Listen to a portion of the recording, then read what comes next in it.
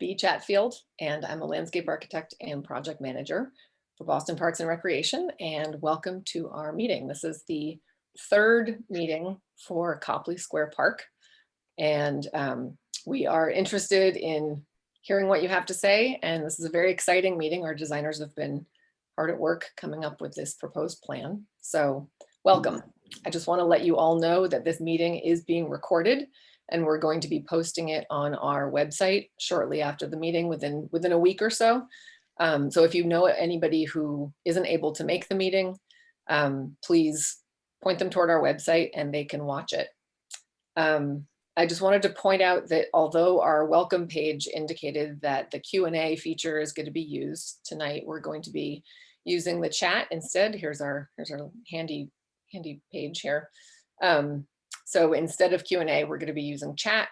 But I want to indicate that the first part of the meeting is the presentation, and then we're going to be opening it up to conversation later on, and that's when you can unmute yourself and ask your question in person. So there's no need to use the chat, but also just a heads up that the chat is going to be public, so keep all of your comments appropriate for public consumption, and also just there's no private chat will be had. Everybody will see what you're writing, so please keep it appropriate. I want to welcome everyone here tonight, but I also in particular want to see if there are any elected officials here tonight, and if so, raise your hand and we'll give you a minute to say hello. And Christine, do you know if there are any elected officials here yet? Not that I can see. Okay, well, if they join us later, then we will give them a few minutes to say hello. So if we could go on to the next slide. Here we are in our agenda for the night's presentation. We've got, the presentation is the first 30 minutes, introduction and our design process, the conceptual foundations for our project and our design, and our refined concept plan. Then we're all going to break out into small group Q&A, so breakout rooms, where we're just going to talk at a smaller scale, having a more intimate conversation about any questions that you may have, or any comments.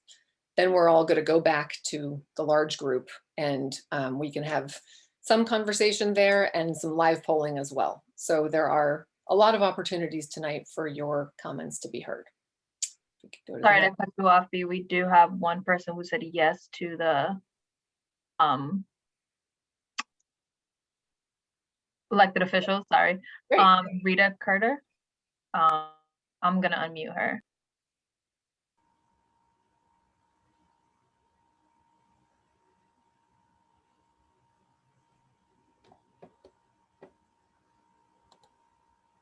Yes, I can't.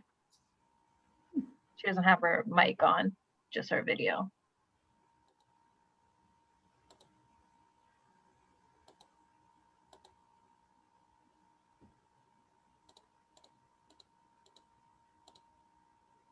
You can continue for now, B, sorry. That's okay. So we'll keep going, and then maybe there'll be another opportunity where we can incorporate her comments or welcome.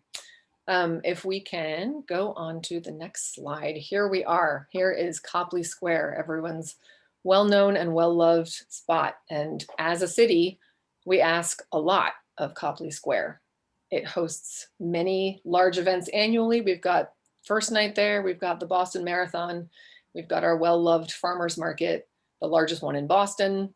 Protests are staged here. We've got book fairs here. And it's also a space where people enjoy quiet moments, just walking through the neighborhood, having lunch by the fountain, meeting a friend. The park is also the foreground for some of Boston's best known architecture. Our goal in doing this project is to update the park so it can better serve our needs today and in the future. Tonight is about understanding your response to our work. Does our design reflect how you think this park should look and feel and perform? Is this the Copley Square that you want to see? So on to the next slide. So here we are, we have our project team here tonight. I just want to call your attention, when you look at the names and the faces in front of you, all people on the project team, so that's the parks team and the design team. We have a blue background showing sort of a conceptual version of Trinity Church and a red a red image as well that's sort of the ground plane and a tree behind us. So those are all members of the parks team as well as the design team from Sasaki. We also have our names below our images, so this is who we are. But looking at this graphic that we have in front of us, the project team, B. Chatfield, hi, project manager. I'm here with Liza Meyer, who's the chief landscape architect at Parks. Ryan Woods is our commissioner, and Christine Brandeo is here tonight. She's our outreach coordinator. We're working with Boston Planning and Development Agency, the Mayor's Office of Neighborhood Services, and also with the Public Facilities Department, who is currently running a project with the library during their master planning effort. And so our goal is to work with their master planning efforts, specifically at the Dartmouth Street entrance, so that our park and their entrance really work well together, reflecting each other, sort of re-emphasizing each other's designs, trying to create more of a contiguous space across Dartmouth Street. At Sasaki, our fantastic design team that we have here tonight, we've got Kate Took, who's the design principal. We've got Zach Crisco, who's the principal in charge, and Radhika Mahan, who's the senior landscape architect. Kevin Hebard is the civil engineer, and Kira Sargent is the landscape designer. And Julian Osorio is part of the team as well, but he's not here tonight. And this also indicates some of our very deep bench of consultants who will be more engaged in our next project stage. So if we can go on to our next slide. This is our design process. We started off site analysis. That was back in November. That was our first public meeting. And we had some fantastic input from both the people at the meeting and our survey as well. Our second meeting, that was just recently in February, not so recently now. And that was where we shared 3 concept options. And that was also followed up with a survey. So now we are here in spring, in April, showing you our refined concept plan. And after this point, this is our last large public meeting, but we are going to continue to engage with the public through our project page is what we're envisioning. We'll send out an email blast when we've posted material on the website, and we hope to hear back from you what you think about that. There'll be certain aspects of the project that we're showing tonight that are very preliminary and sort of conceptual. So we're really looking forward to continuing to engage the public in your thoughts on those specific elements of the project. So as we get into definitive design, we've got design development and construction documentation, and then we plan on beginning construction after the marathon in spring, summer 2022. That would be sort of May. We anticipate it would take about a year, so opening the new park in 2023. If we could have the next slide. So I'm going to pass this off to our fantastic design team, and thank you so much. Thanks so much, Bea. My name is Kate Took. I'm a landscape architect and design principal at Sasaki. And tonight you're going to be hearing from many of the voices of the design team. So we'll introduce ourselves as we come on online. Bea has already shared the detailed agenda for tonight. And we want to be clear that our goal tonight is really to hear from you. We're going to try to keep our presentation relatively brief. And that presentation will really focus on what we've heard from you as the community so far, and how we folded all of that feedback together into a refined design scheme. So we hope that you enjoy sitting back a little bit to learn more about Copley, that you share your feedback with us in both the small and the large group formats, and that you leave tonight armed with everything you need to know, the information about how to help others understand the future of Copley Square and provide their feedback and let their voice be heard as well. So our presentation tonight has 3 main parts. And Radhika is first going to share some of the information about the foundations that underpin the design scheme, and then I'll pop back on to take you through an overview of the design, as well as some of the details of how the design will feel and function on a daily basis. Thanks, Kate. So as we're designing for the future of Copley Square, we're continuing to look back at the history of the square to see how it can inform the design for the future. So looking back at the evolution of the square, there are some similarities between the design goals of the 80s, the 60s plans, the 80s plans, and today. As we know, prior to the 60s, Huntington Avenue used to go through the square, and there was the idea of Copley Square as an arts-focused square framed by cultural institutions. In the 60s design, the design makes use of angles to frame the views of the architecture and creates a sense of enclosure with a frame of planting around the square. And finally, in the 80s redesign, some of the design goals were to create a quiet community living room with active edges. Next, please. As you all know, Copley Square is a much loved square that needs to be upgraded due to the heavy use it has been getting since the 80s.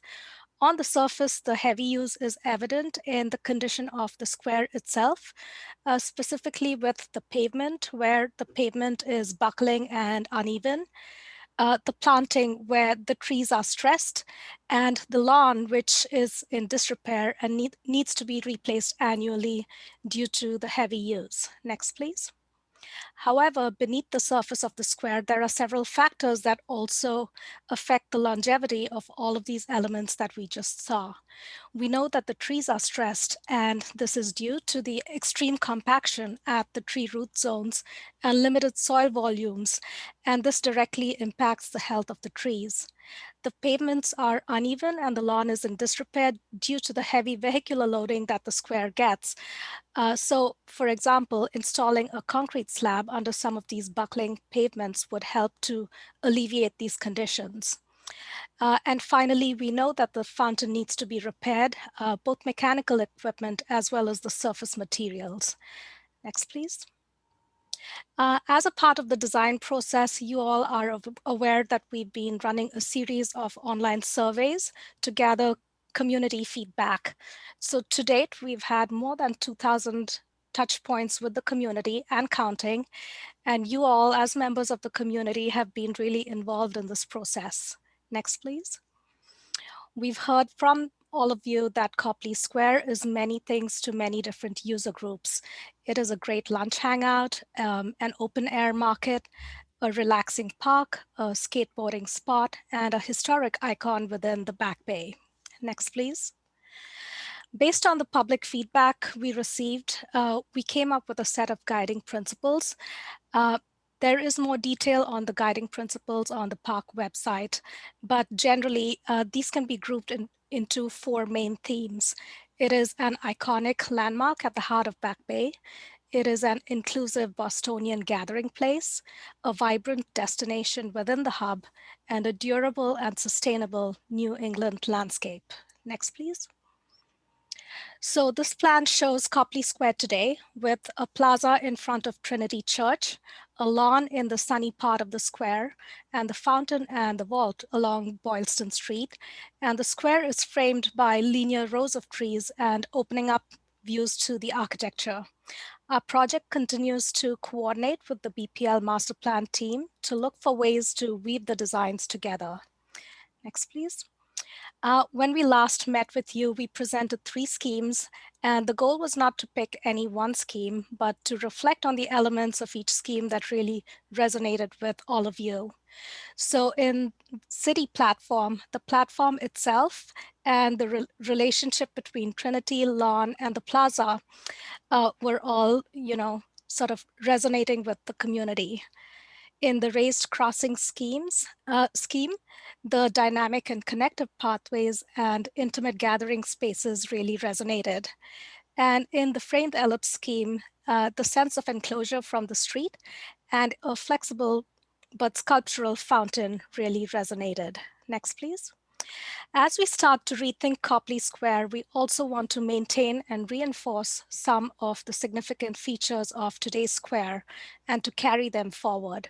We have the cultural connections, which Kate will speak to in a little more detail, with the view corridor between the Marathon Monument and the church, the Huntington Ave alignment, and we continue to maintain an open view towards the BPL, but flip the plaza and the lawn to give the church a quieter front door. The fountain is maintained in the same location as today, and we continue to design keeping the trees as a part of the Copley experience as it is today. Kate will now talk about the refined concept in a little more detail. Thanks so much, Radhika. So what we're about to share with you really is a contemporary vision, but one that's grounded in the history and the culture of this place that has been an important gathering place for Bostonians for really 140 years, if not most definitely in the last 50 years. We heard really resoundingly from the public feedback that the vision for Copley needs to be updated. It needs to be a 21st century space with amenities that can really support 21st century urban life, but also that it should honor its roots and include many of the elements that are so beloved as part of the square today. So what we're going to show you here is a series of layers that come together to inform the design. So we'll walk you through those layers and then we'll dive into some of the details. What you're seeing on the screen right now is a bird's eye view flying over the corner of Copley Square. You can see Trinity Church presiding on the square with its really important facade that looks on the square, the Fairmount Copley Plaza and the BPL towards the bottom, and then Old South Church on the left-hand side of the screen. So what this diagram shows you really is the important cultural connections, the views and the pathways and the historic gestures that for so long have defined this square. And so those most importantly are the visual and historic and cultural connection between Old South Church and Trinity, as well as the historic alignment of Huntington Avenue, which many of you know used to connect directly to Boylston Street right here in Copley Square, as Radhika showed in those historic diagrams of previous versions of the square. Huntington Avenue accounts for the reason that Trinity Church and the Boston Public Library McKim Building facades are offset from each other. And it's a really important alignment that defines how the architecture around the square relates to the square. We've overlaid on top of those several other smaller cultural connections, connections between the historic Marathon Finish Line, the Fairmount Copley Plaza, and the Arts Boston Kiosk, which are all really important features of the square, which will remain. Layered on top of those cultural connections are also the historic trees, the legacy trees, which have for more than 30 years defined Copley's presence, provided shade and green space that really makes it a welcoming and wonderful place on a daily basis. We've heard resoundingly from the community that preserving and enhancing that tree canopy is important. So we've overlaid on this cultural connections diagram that grid of trees so you can see where they land relative to these important cultural connections.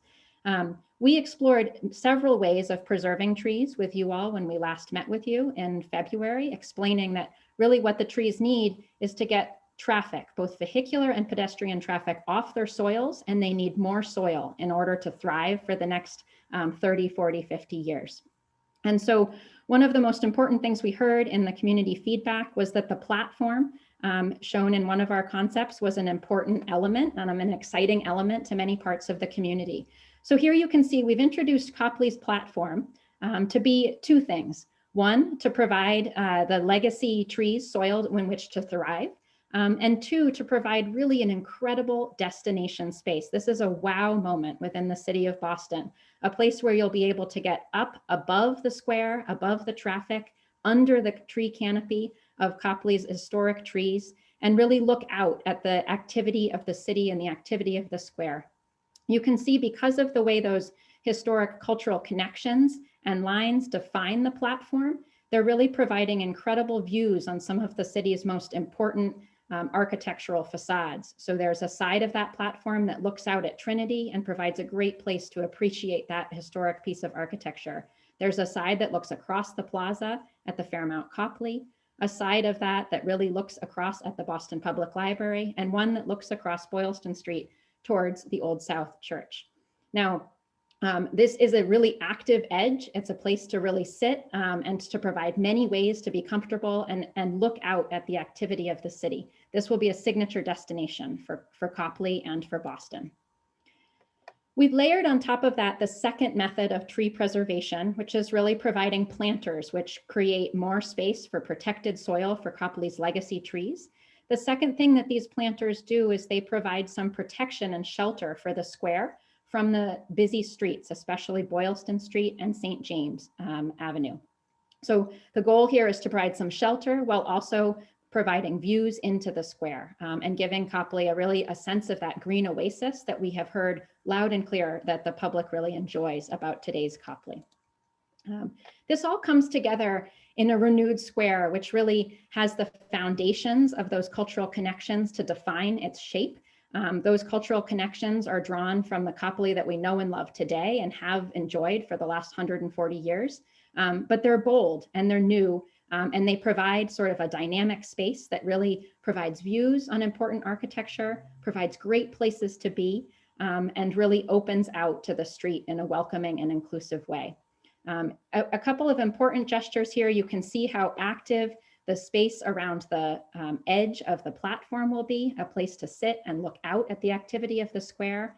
You can see the way a lawn in front of Trinity, as we heard from community feedback, was an important gesture. Will give a little bit of a buffer to that important facade and the activities, the more quiet activities within the church, and allow the plaza space to open up to Dartmouth Street and the plaza in front of the Boston Public Library's McKim building to provide maximum flexibility for different kinds of events and sizes of events to really spill out into the street.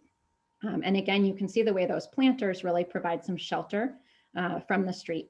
North of Trinity is a grove, which will be a shady place to sit on a daily basis. And you can see the way in which the fountain is nestled into the heart of the square, and really provides that wonderful sense of sparkle and joy right at the heart of the square in a similar way to the way it functions today.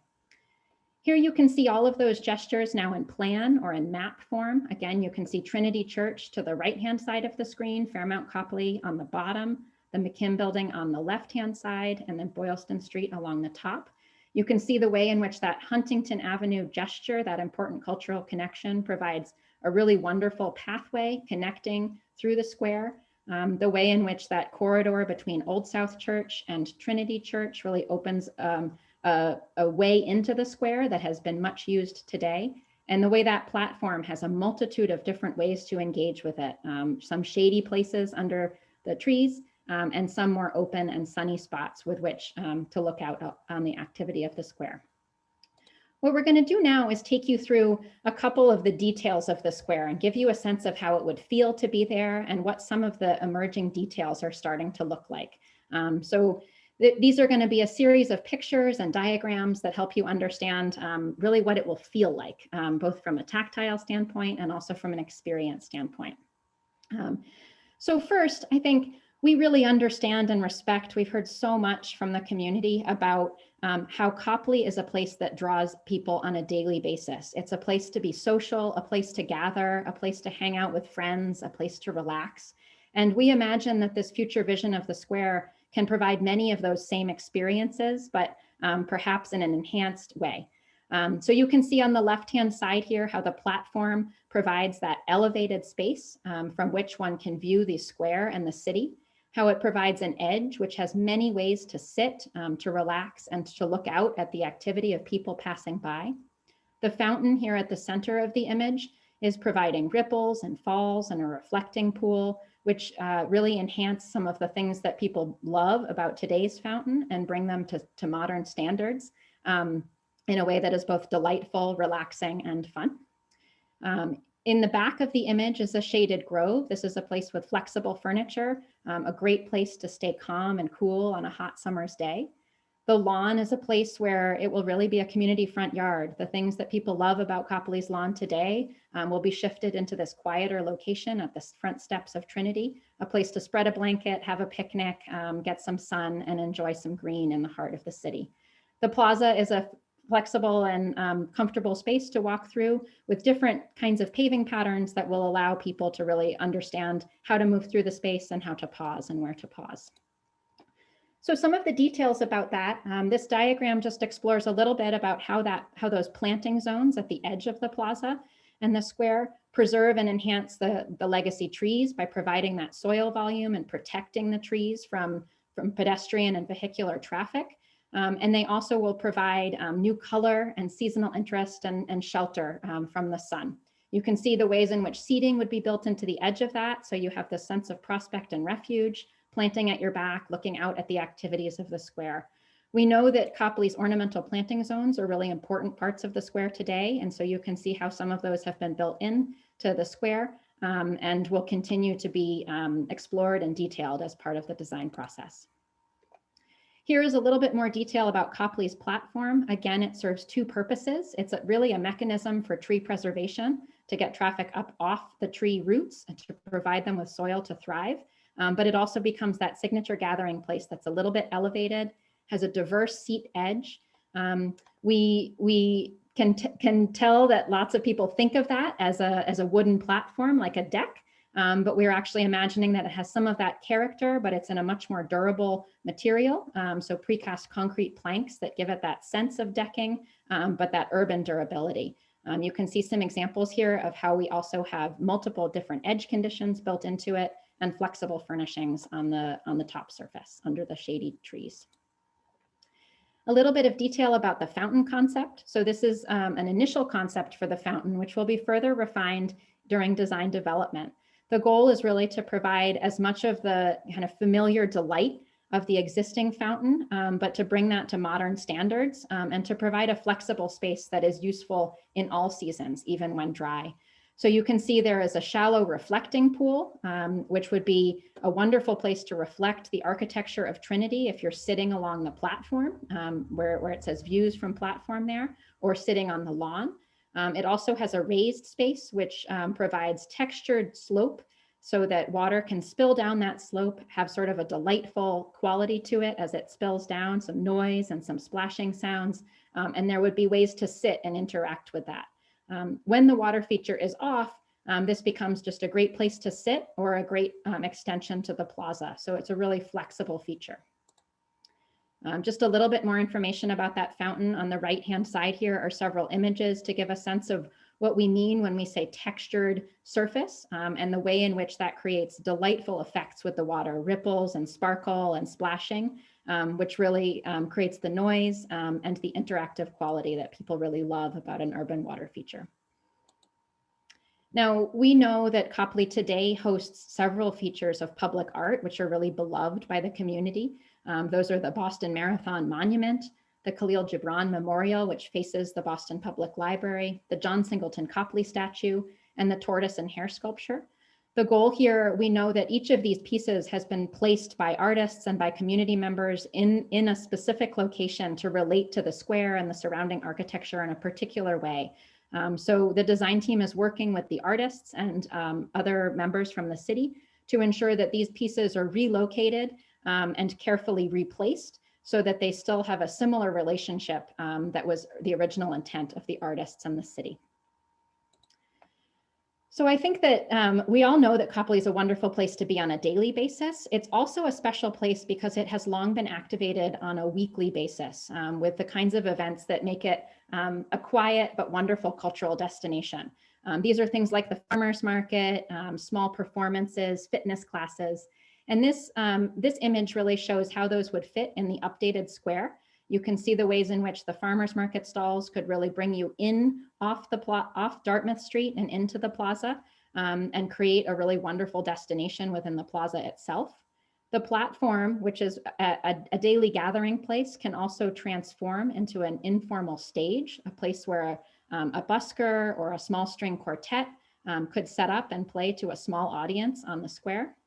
The lawn is detailed in order to be resilient to frequent recreational classes, fitness classes, yoga classes, and other events that might take place on the lawn. And finally, the plaza will be detailed in a way that it can be drivable. So the kinds of service needed to support the farmers market would not cause damage to the pavement in the way that this plaza could be detailed. Here you can see a diagram of how that farmers market and weekly events may set up on the square. You can see the ways in which the farmers market stalls, as you just saw in the image before, really open out to Dartmouth Street and welcome people in. And there's a lot of opportunity for expansion of stalls and for growth of the farmers market over time. Small performances could gather on the platform and then play to a flexible sized crowd on the square. Fitness classes could take place in on the lawn or in the grove. In terms of paving, I've mentioned a few times that the goal is to be resilient to different kinds of vehicular traffic. So here you can see just some examples of how pavement can have delightful texture and interest and provide sort of many different spaces and textures within a larger paved plaza space, but also be resilient to vehicular traffic by sitting on a concrete base. And so we're still exploring all the ways in which this might happen, but want to be clear that the goal is to provide for vehicular traffic in a way that doesn't compromise the long-term durability of the pavement. And finally, moving to some of the largest events that Copley hosts. We know this is a host to the marathon, as well as many kinds of cultural events, performances, and concerts year-round, as well as rallies. And so the goal here is to provide a flexible space that really can expand into Dartmouth Street and potentially into some of the space on the Boston Public Library's Plaza side, Dartmouth Street Plaza.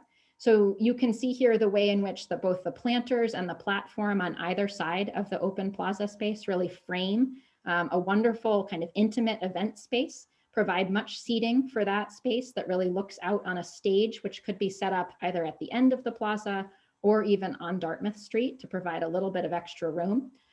So there's many connections back and forth between the Boston Public Library and the square. The design will build an infrastructure, plug and play infrastructure, to allow many different kinds of events to have an ease of entry and to host different kinds of events with a minimal amount of investment. And then finally, both the plaza and the lawn, again, are durable to all the kinds of setup and traffic that are necessary for these larger events. So you can see in which the ways in which that lays out on site. You can see a 40 by 60 stage, which is a pretty standard stage size for big events. Could be placed both at the end of the square or even in Dartmouth Street on certain events. And a crowd could really spill out across the square, across the plaza, using the platform and the seat walls along the planters to really provide a lot of wonderful seat space and viewing space. So all this really comes together into an incredible vision for Copley. We're excited about how this is a bold and dynamic vision, but it's really grounded in the history of the space, the gestures that have long defined this space and have been important for setting up the architecture around it, and the many beloved features of Copley that we've heard from you as the community about throughout this process. What we're excited to do next, so we've just shared a lot of information with you about a space that we know you know well and love very much. What we're going to do right now is take a moment to break into small groups and allow folks to have a chance to ask us as the design team questions about the design to make sure that we all feel like we understand it, that we have a chance to have our voices heard about any comments that you have that are really specific to the design, and that you have a chance to ask your questions. After about 15 minutes in those small groups, we're going to come back together. So any questions that weren't answered in those small groups or that your facilitator could not answer will be brought back to the larger group. And we'll have a larger session where we do some live polling and ask you a number of questions to answer live. And we'll be able to see all of those answers together and get a sense of how everybody is feeling about the design and what your general comments are. So without further ado, I'm going to ask Christine to break us into small groups. You will be in a small group breakout with about 15 other people, I would imagine, and one member of the parks team or the design team. One quick ado, sorry. I wanted to extend a welcome to Kenzie Bach, who was here, but just after we started our presentation. So I don't know, Kenzie, if you want to quickly jump in before we split out into the breakout rooms and say a quick hello. Also, you should be able to unmute yourself now.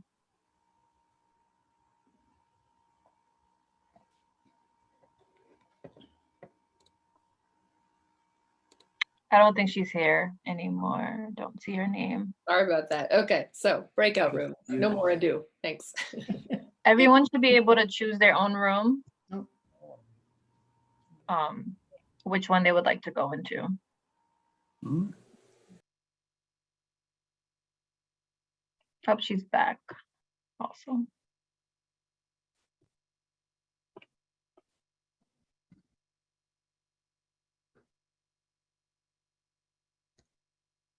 Sorry, can you hear me?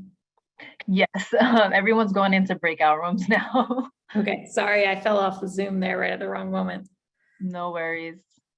But you can choose whichever breakout room you want to go into. There's about 6. I don't care. Throw me in wherever, it doesn't matter. Oh, it's everyone chooses whichever one they want to go to. You should just be able to click on one. Oh, I see. Okay, got it. Cool. Sorry. No problem.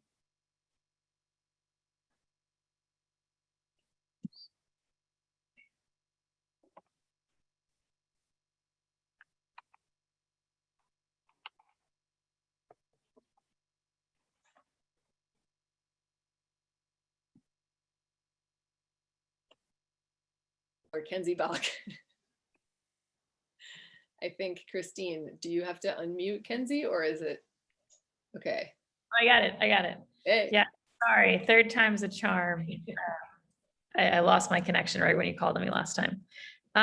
Yeah, no, I just want to thank the Parks team and Sasaki, and really especially though everybody who's joined for this meeting and also for the prior two meetings. And I just think it represents how many of you feel like I do about the square. I was saying in my breakout group that I feel like I grew up in Copley Square. I am a lifelong parishioner of Trinity Church, but also longtime attendee of the farmers market and user of the BPL. And it's just such a treasured civic space for those of us in the Back Bay and for the whole city. And so I have seen, as an elected official participating in these meetings, kind of each time the thinking and ideas get better and sharper because of everybody's participation. So just really grateful for everyone who's been making the time. So, and to the whole project team for all your work. So excited. I was, glad to see all the work that's developed tonight and to hear the feedback in my breakout rooms. And I and my staff are going to continue to be on the rest of this for the poll. And we're definitely also happy to receive comments and pass them along to the team. So I'll put my info in the chat, but I'm the city councilor for the Back Bay and various points, both west and east. So thank you. Thank you, Kenzie. Great. So welcome back from the breakout rooms. We're excited to continue to have a conversation. We hope you had many questions answered and lots of opportunity to share some comments and thoughts in those small groups. We now are going to transition to about 15 minutes of conversation and live polling, so we can all see a little bit about how everybody in the room is thinking about this. So I'm going to hand it off to Zach, who will explain to you how we're going to do this and lead you through the process. Okay, we also had a couple questions in our group that might be best to answer together right now that I had deferred, hoping that the parks could help us with some of these. And so I don't know if now would be a good time to walk through those. Sure, yeah. Okay. And some of these might be rather quick, but there was a question from our group about skateboarding in the square and if Parks has a perspective on that. I don't know if B or Eliza would like to address that. Sure. Yeah. So skateboarding on the square, we are aware, Parks is not opposed to skateboarders. We understand that they, use public space and they can be wonderful people. But as far as the use of skateboarding at Copley, our redesign is not seeking to accommodate that use. And we understand that the platform that we're proposing, it is a large angled piece of material, and that could be enticing to skateboarders. And so the platform and the fountain, we have some long linear benches as well. We're going to be designing these so that they do not encourage skateboarding. They're discouraging skateboarding. So Parks has made an effort in the last few years to try and encourage different spaces within the city to identify where appropriate spaces for skateboarding could happen. We have a sort of master plan that identifies spaces within 5 different city neighborhoods that are appropriate, and we're sort of seeking to, when these projects get started, we're trying to assess if these are appropriate places for the community to have skateboarding. So we understand it's a need in the city, but we are not looking to do this at Copley Square. So thank you for the question. Were there any other questions from the groups that would be that were deferred that would be best to answer right now? I think in our group there was very strong feelings about the grass area and that it was too small. And I think that was someone who was going amongst different groups said that there were some similar concerns. So maybe a lot of people feel this way. And I wanted to see if the design team could share perhaps the square footage of what's out there now versus what we're proposing, and any thoughts behind that. Yeah, we can look up that exact number in the background, B. I would just note this also came up quite a bit in our group. And the design team has worked to ensure that the overall balance of green space to paved space remains roughly the same as it is today. So that's a 50-50 balance. It may be hard to tell in the existing square, but it's about 50% paved and 50% lawn and plantings. So the new design is a similar ratio. It's just been reconfigured, and there is a little bit less lawn and a little bit more planting. The reason for that is has a lot to do with protecting Copley's legacy trees. And so the need to protect the trees, as I said, means that we do need to get vehicular and pedestrian traffic off the root zones. And we are doing that in two ways. One is to provide that raised platform, and the other is to provide some planters around the trees so that they really have a protected root space, protected soil in which to thrive for the next 30, 40, 50 years. So that said, there are probably some opportunities to expand the lawn if that is something that is really a clear priority of the community, and we're glad to explore ways to provide more space that is flexible lawn space. One last thing I would just note about that is that the city is trying to balance the opportunity to have great public events on a durable hardscape that doesn't get trampled. And so the goal here is to provide more of that flexible space, which opens out onto Dartmouth Street and the Dartmouth Street Plaza to allow for those great events, and a little bit less lawn that needs to be replaced and gets trampled during those larger events. Before we jump into the polling, one question from my group was asking for, or feeling like the response to the historic context and architecture, at least as presented, really had only focused on the orientation of pathways. And then we talked a little bit about how the viewing of the platform allowed good sight lines to all of the key buildings around the square. Is there anything you would add to that in terms of the design response to the historic context? Yeah, and I'd invite the rest of the design team to jump in here, but I think that our goal there is to think about them not just as pathways. So they are desire lines, but they're also key view corridors. So it was always an important gesture in the original planning for Back Bay that there be a sight line between Trinity Church and Old South Church. It was always an important gesture that you be able to look down the length of Huntington Avenue because that was the historic connection between Back Bay and South End and where those two grids connected. So these lines that we're drawing are partially about pathways, but they're also partially about historic connections and views and movements through the city. Kate, I would just add, we are not quite at the point where we know what the materials of the new square will be yet either. And there's really significant opportunity to use those materials to tie the contemporary design of this new square to those historic structures. And I think that's part of our next phase, is to understand how we can do that in a really meaningful way. Yep. Thanks, Nick. I guess I would just add one thing from our group. Lots of discussion around bikes and how we can make sure that the square isn't just a pass through for bikes and perhaps causing some tension between folks using the square and bicyclists. And so it's something I think the team should think about a bit more. Mm-hmm. And similar discussion around green space as well. Mm-hmm. Great. I know we're getting close to the end of our time here. We don't want to go too far beyond it if we can help it. So if okay, maybe we just move to this last bit, which hopefully will be a bit more interactive and fun for you all. So what we'd like to do is just have a couple poll questions here for you all. And there's two ways you can join.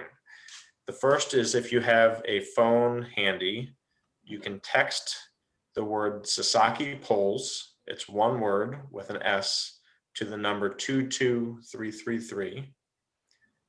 And that will enter you into the system where you can answer the questions that will come up on the next screen. Or if you have a web browser and you prefer to do that, you can type in pollev.com/Sasaki polls.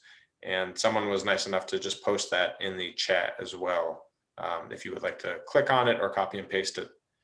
So there's two ways you can join the polling. And these same instructions will be on each of the slides that are about to come up. So you'll be able to see how to do it if you didn't quite get it all just now. So we're going to ask you a series of questions. The first is about the daily uses of the square. And remember, this is us imagining how you could come and use this on a regular day with friends or by yourself, with family, coworkers, how you could use the various components of the square. And so our first question on this is, where would you most love to be within the square?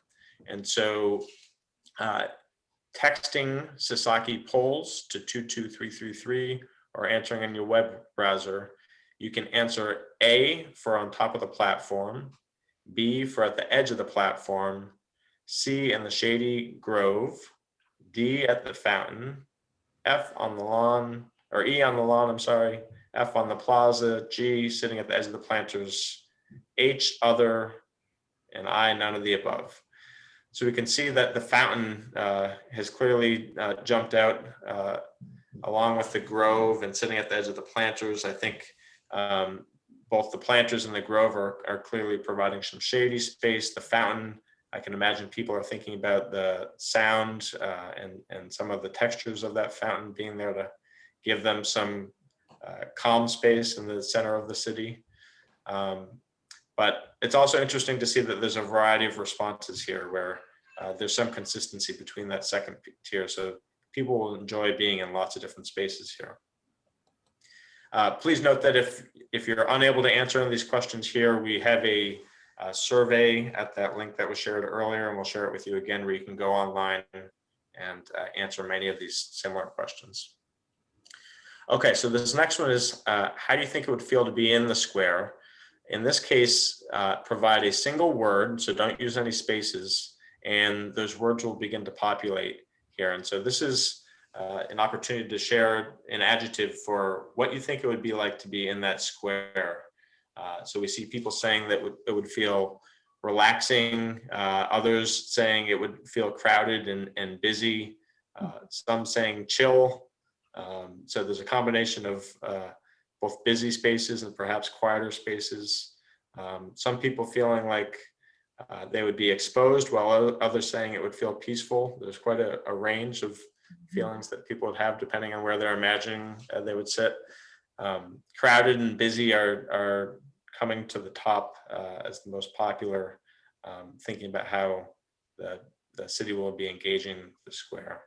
I see beautiful, friendly, welcoming, multifunctioning, some great adjectives here. United is a great word as well.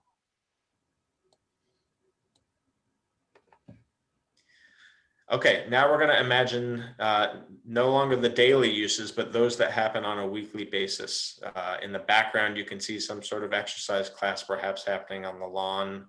Of course, in the foreground, the farmers markets, perhaps there's a small event happening on the platform you can see in the background as well. Imagine those types of events that are happening on a weekly basis. And then also think about the larger events, the smaller concerts. Perhaps there's an event that brings a lot of people to the square, and you want to be a part of that. So let's think about those type of events now. And so our first question here is, what kind of events would bring you to the square? And again, if you text A through H, and it can align with these options being the farmers market, street performers, rallies and protests, concerts, Boston Marathon, fitness classes, public art, or other. And you can choose up to 3 here. So you can text or enter into your web browser multiple times. You can see the farmers market is a popular winner, as we've heard throughout the entire outreach process. And so I think ensuring that they will have success into the future will be key. Public art is jumping out as well as really popular to folks wanting to come see perhaps the art that exists on the square, but maybe new artists as well. A few of you have answered other, and you could use the chat to write in if you choose to what those others would be. We'd love to see that. But then, there's a good variety around street performers, concerts, and some of the others. Now, the next question is going to be an opportunity for to write multiple words here. What excites you about this event space? And so farmers is a great one. But tell us what either for the weekly events or the larger events would be exciting to you. Shade, sitting under the trees and the seating. Someone's not excited about the square. I'm sorry to hear that. Coming to see the architecture, being with community. Shade is rising to the top.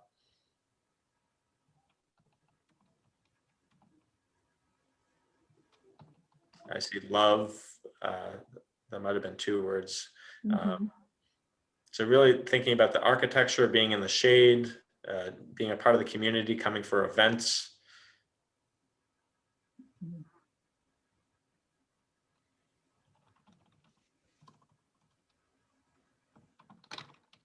We have a couple more questions here. Okay, so this is our final set of questions, and this is the bird's eye view that Kate shared of the renewed square. And so what we'd love to hear is your overall feedback on the square. And so our first question, we have a couple questions here. The first is there an area that you think is particularly successful within the square? And so we've highlighted the major sort of programmatic elements within the square, including the lawn, platform, plaza, fountain, grove, planters, its general circulation, the way we preserve the trees, others or none. You can see the platform and the tree preservation are clear favorites for many of you. Thinking about those two, also sort of serving this multi-purpose where you can be up under the trees that are both protected, but also providing this great seating element. The fountain is exciting to many of you, being able to sit around that in a variety of ways, whether you're on the lawn or the platform or the grove. Zach, while those numbers are coming in, I was able to pull up some totals for the lawn and planting versus pavement. If you'd like me to share them. Yes, please.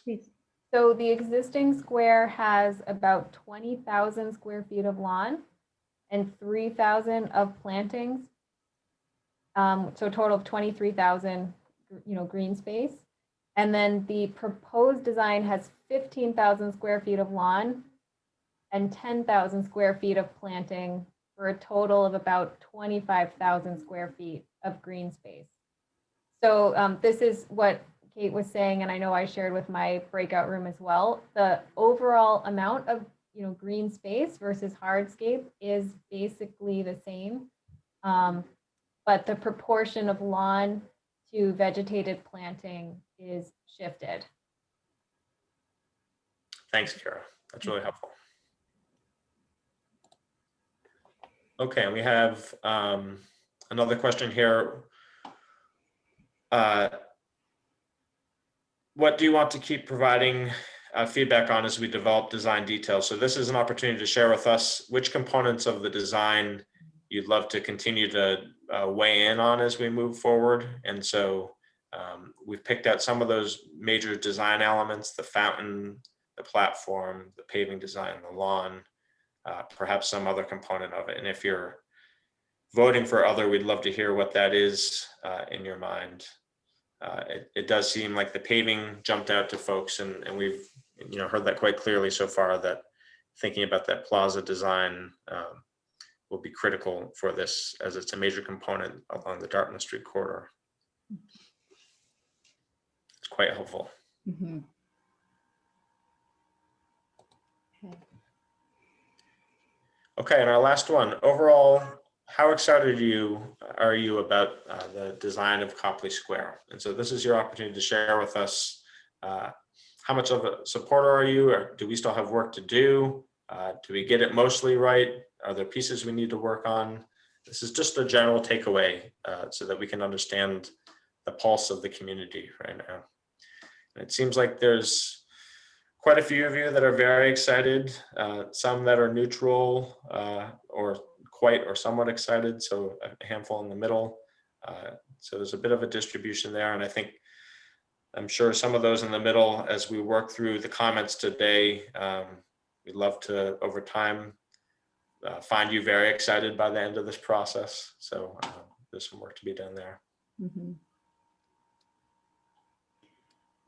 And I think there's a lot of opportunity in the survey, which we're about to tell you about, the online survey, to tell us what we need to continue to work on. If you're somewhere down on the bottom of this spectrum, to help us understand what needs to continue to be refined in order to put you in that very excited category.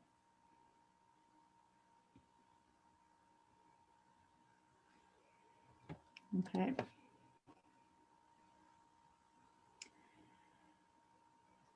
So B, do you want to wrap us up with the opportunities for further engagement?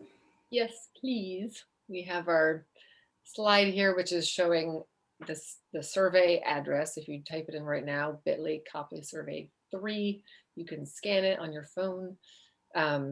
Please check in on our project website, which is the bit.ly Copley-Boston. We're going to be, I think, sending out sort of an email blast to the group, indicating when we have updates on various design questions.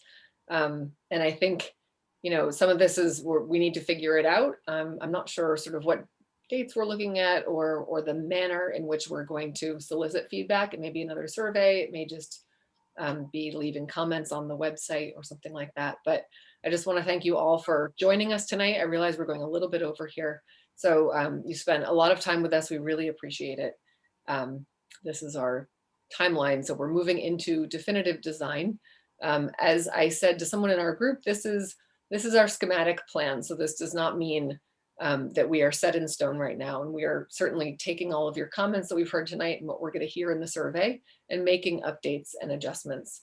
And we've loved some of the enthusiasm that we've heard, but we also understand and respect where there is still work to be done. So we thank you for that. And we look forward to continuing to engage with all of you in the development of this. So thank you for your time, and I hope you have a good night. Please contact me. This is my email address also, abigailchatfield@boston.co. Thank you so much. Thank you all.